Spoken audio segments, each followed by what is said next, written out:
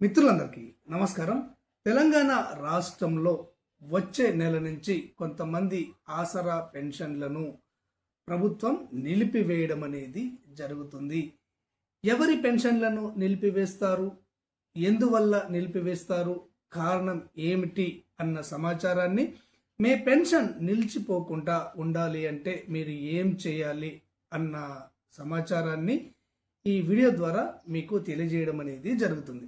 తెలంగాణ రాష్ట్రంలో ఆసరా పెన్షన్లకు సంబంధించి ప్రభుత్వం నుంచి ఎలాంటి లేటెస్ట్ అప్డేట్ వచ్చినా కానీ ఆ అప్డేట్ వివరాలను ఉన్నట్టుగా అంతర్నేత్ర ఛానల్ మీకు తెలియజేయడం అనేది జరుగుతుంది. ఈ సమాచారం మీ మొబైల్లో రావాలి అంటే, మీకు తెలియాలి అంటే తప్పకుండా అంతర్నేత్ర ఛానల్ను ఇప్పటి వరకు సబ్స్క్రైబ్ చేసుకోకుండా చూస్తున్నటువంటి వాళ్ళు వెంటనే సబ్స్క్రైబ్ చేసుకోండి. మన ఛానల్లోకి కొత్తగా వచ్చినటువంటి వాళ్ళు అంతర్నేత్ర ఛానల్ను ఆదరించి సబ్స్క్రైబ్ చేసుకోండి. ఇక విషయంలోకి వెళ్ళినట్లయితే, వచ్చే నెల నుంచి ఎవరి పెన్షన్లను నిలుపుదల చేయడం జరుగుతుంది అంటే, ఇక్కడ ఈ నెల 31వ తేదీతోటి రేషన్ కార్డును ఈకేవైసీ చేసుకోనటువంటి వారి యొక్క రేషన్ కార్డులను తొలగించటం జరుగుతుంది అని ఇక్కడ సెంట్రల్ గవర్నమెంట్ మరియు స్టేట్ గవర్నమెంట్ కు సంబంధించినటువంటి ఉన్నతాధికారులు తెలియజేయడం అనేది జరుగుతుంది.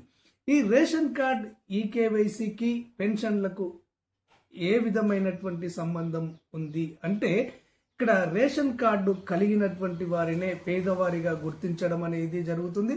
రేషన్ కార్డు ఉంటేనే తెలంగాణ రాష్ట్రంలో ఈ ఆసరా పెన్షన్లను ఇవ్వడం అనేది జరుగుతుంది. ఇది మీ అందరికీ తెలుసు. అయితే ఇక్కడ ఈ నెల 31వ తేదీతోటి రేషన్ కార్డు ఈకేవైసీ చేసుకోనటువంటి వారి రేషన్ కార్డును తొలగించడం అనేది జరుగుతుంది. ఆటోమేటిక్గా రేషన్ కార్డు తొలగించబడ్డట్టయితే మీ పెన్షన్ కూడా తొలగించబడడం అనేది జరుగుతుంది. ఇది కారణం. గత 2 సంవత్సరాల నుంచి కేంద్ర రాష్ట్ర ప్రభుత్వాలు రేషన్ కార్డులో పేరున్నటువంటి వారందరూ కూడా తప్పనిసరిగా ఈకేవైసీ చేసుకోవాలి అని చెప్పేసి ప్రజలకు విజ్ఞప్తి చేయడం అనేది జరుగుతుంది. ఇప్పటికే 90% మంది ఈకేవైసీని చేసుకున్నారు, కానీ ఇంకా 10% మంది ఈకేవైసీని చేసుకోలేదు. అలాంటి వారికి డెడ్ లైన్ను విధించడం అనేది జరిగింది. ఈ నెల 31 లోపు తప్పనిసరిగా రేషన్ కార్డును ఈకేవైసీ చేసుకోవాలని, లేనట్లయితే వారి యొక్క రేషన్ కార్డులను తొలగించడం జరుగుతుందని, రేషన్ కార్డులు తొలగించబడ్డట్టయితే ఇక్కడ ఆసరా పెన్షన్లు కానివ్వండి లేదా ఇతర సంక్షేమ పథకాలు తొలగించబడడం జరుగుతుంది అని చెప్పేసి ఉన్నతాధికారులు తెలియజేయడం అనేది జరుగుతుంది. ఇప్పటికే రేషన్ కార్డు ఈకేవైసీ చేసుకోనటువంటి వారి వివరాలన్నీ కూడా స్థానికంగా ఉన్నటువంటి రేషన్ డీలర్లకు పంపించడం అనేది జరిగింది. రేషన్ డీలర్లు కూడా లిస్టును అవుట్ చేయడం అనేది జరిగింది. ఎవరైతే రేషన్ కార్డ్ ఈకేవైసీ చేసుకోలేదో వారి పేర్లను రేషన్ షాపుల వద్ద డిస్ప్లే చేయడం అనేది జరిగింది.